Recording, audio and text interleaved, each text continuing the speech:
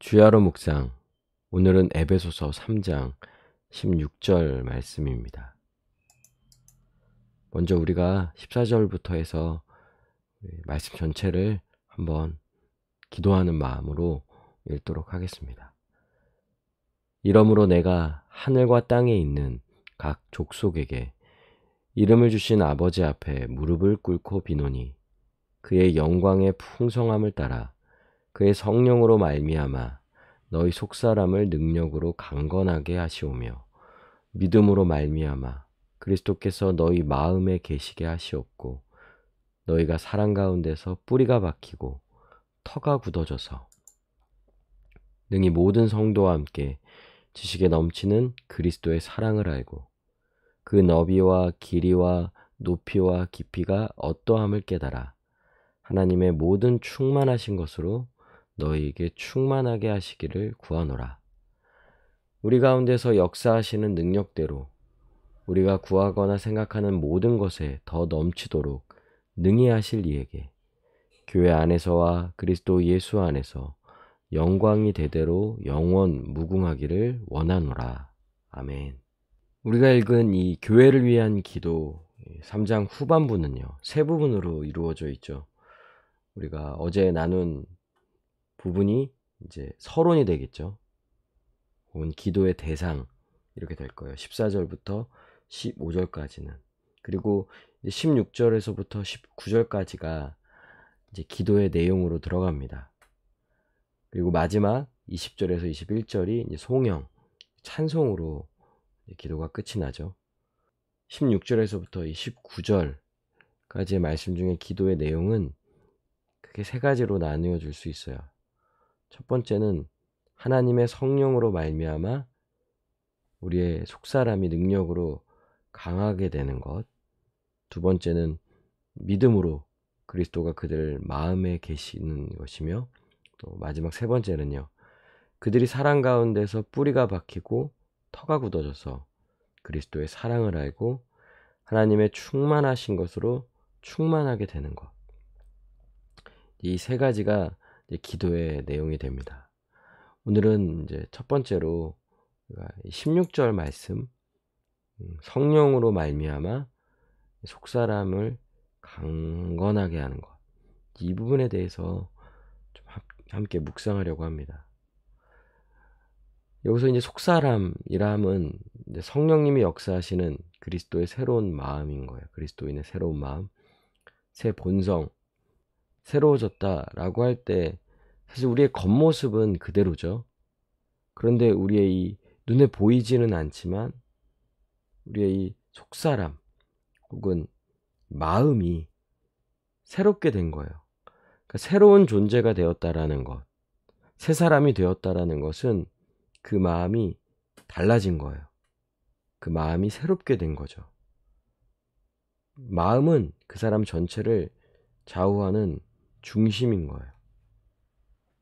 그래서 지금 바울은 새 사람이 되었고 또 한 새 사람이죠. 교회가 된 우리들을, 이 교회를 위해서 기도해야 할 것 중에 하나가, 가장 중요한 부분이 이 속사람을 강건하게 하는 것, 이것을 이제 구하고 있는 거예요. 속사람에 대해서 다른 본문에서도 좀 잘 보여주는데요. 로마서 7장 22절에 내 속사람으로는 하나님의 법을 즐거워하되, 그 마음이, 그 속사람이 이제 말씀을 원하고 하나님의 뜻대로 살기를 즐거워하지만, 로마서 7장에서 말하는 거는 또 육신은 그렇지 않다는 거예요. 마음은 원하여서 그렇게 주의 뜻대로 하나님의 법을 지키며 살아가기를 원하지만 육신이 그걸 방해하는 거죠. 고린도후서 4장 16절에 그러므로 우리가 낙심하지 아니하노니 우리의 겉사람은 낡아지나 우리의 속사람은 날로 새로워지도다. 예, 우리의 겉사람이, 육신은 나이를 먹을수록 점점 늙어가죠. 병들어가기도 하고 죽음을 향해 가는 것, 이게 이제 자연스러운 거잖아요. 우리 겉사람은 점점 낡아지고 있습니다. 그러나 우리의 속사람은 어떻습니까? 계속 자라가고 있는 거야. 처음에 아주 어린아이와 같은 작은 그런 속사람이었는데 그런데 어떻습니까? 말씀을 통하여 또 성령님을 통하여서 이 속사람이 계속 자라가서 결국 장성한 분량에 이르게 되는 거죠. 그러니까 속사람이 계속 커지는 거예요. 더 강해지는 거예요. 이런 일들이 이제 그리스도인에게 나타나게 됩니다. 근데 어떻게 합니까? 이 속사람의 이 강건함은 우리가 매일매일 기도해야 하는 것이죠. 기도하지 아니하고 이것에 대해서 중요하게 생각하지 아니하면요, 마치 속사람이 없는 것처럼. 그래서 에베소서에서는 이렇게 표현하죠. 잠들어 있다. 그러니까 속사람은 분명히 있어요. 새로워진 속사람인데 그 속사람이 또 이런 연약함으로 인하여서 이제 점점 어떻게 됩니까? 마치 잠자고 있는 것처럼 전혀 발휘를 하지 못하는 거예요. 그러니 뭐만 남습니까? 육신만 남는 거죠. 그렇게 되면은 하나님의 뜻대로 살지도 못하고 또 그런 죄를 보고 범하고 또 죄에 넘어지기도 하는, 더 나아가서 이제 온전한 하나님의 백성으로 이제 교회로 살아가지 못하게 되는 거죠. 그러니 그리스도인들은, 우리 교회는요, 매일매일 우리의 속사람을 강건하게 해달라고, 우리의 속사람이 더욱 자라가게 해달라고 계속 구해야 하는 것입니다. 그러면 또한 하나님이 성령님을 통하여서 우리의 속사람을 더욱 강하게 해주세요. 계속 자라가게 해주세요. 장성한 분량에까지 이르도록 우리에게 이 속사람을 이제 강건하게 해주시는 것이죠. 여러분, 이것이 가장 중요한 것입니다.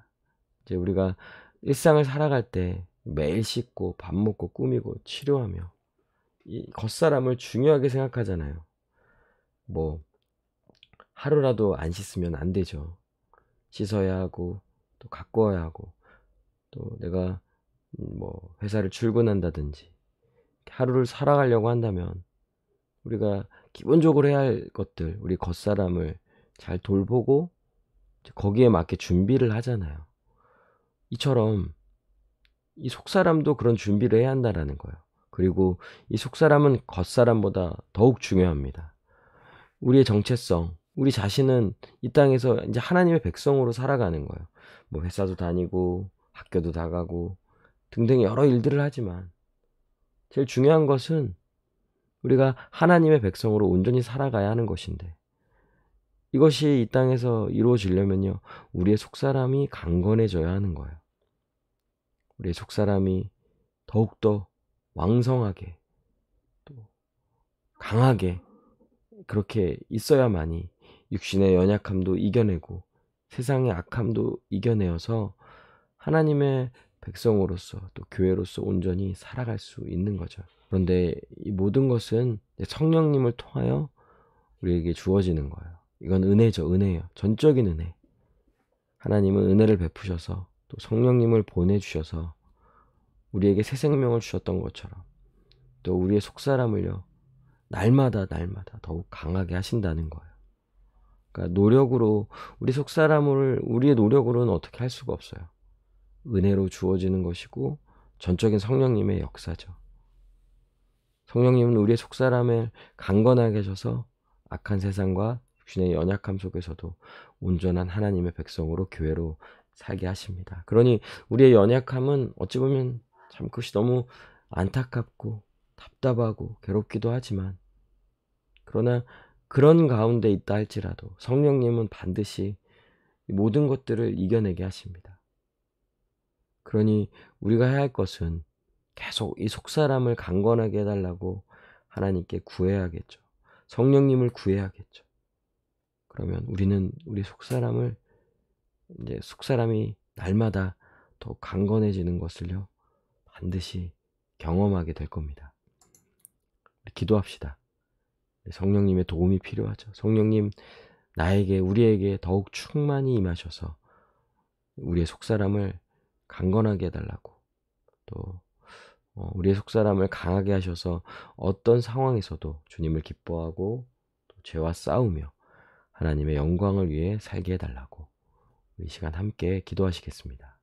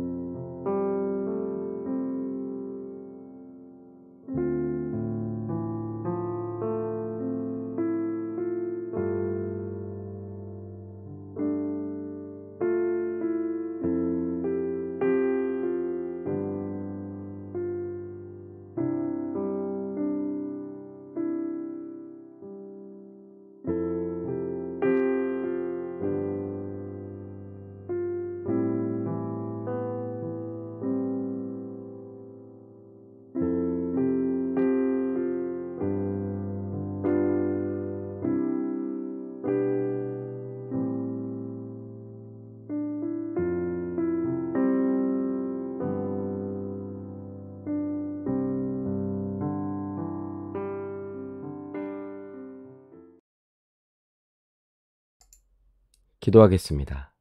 하나님, 성령님을 보내주셔서 우리의 속사람을 더욱 강하게 하시고 오직 성령의 인도하심 따라 성령님만 의지하며 살게 하여 주시고, 그래서 날마다 우리의 속사람이 강건함을 덧입어 하나님의 백성으로서 온전히 살아가게 해주세요. 감사드리며 살아계신 우리 주 예수 그리스도의 이름으로 기도합니다. 아멘. 오늘도 주님 안에서 승리하세요.